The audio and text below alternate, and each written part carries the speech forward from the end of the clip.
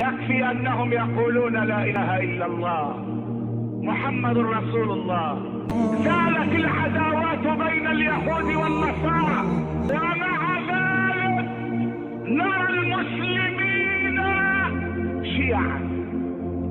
الله سماكم المسلمين وجعلكم مسلمين، فهل ترفضون تسمية الله رب العالمين ونخترع لأنفسنا أسماء؟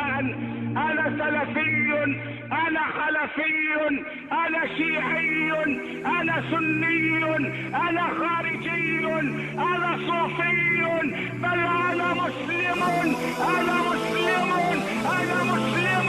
وحدوا من لا يغفل ولا ينام. لا إله إلا الله. قيل لسلمان الفارسي: يا سلمان من أبوك؟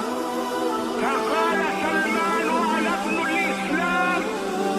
فلما بلغ ذلك عمر بن الخطاب رضي الله عنه بكى وقال: وأنا ابن الإسلام، وأنا ابن الإسلام، وأنا ابن الإسلام.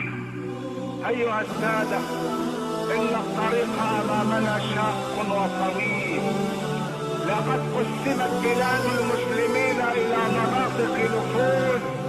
روسيا تأخذ جانبا، وأمريكا تأخذ جانبا، والمسلمون سلفيون وخلفيون وسنيون وشيعيون وصوفيون، مع أن ربهم واحد ونبيهم واحد وكتابهم واحد.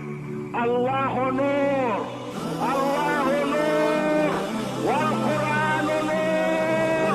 فآمنوا بالله ورسوله والنور الذي أنزلنا، ومحمد جاء بالنور.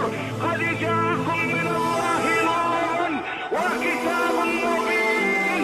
أمة ربها نور وكتابها نور ونبيها نور.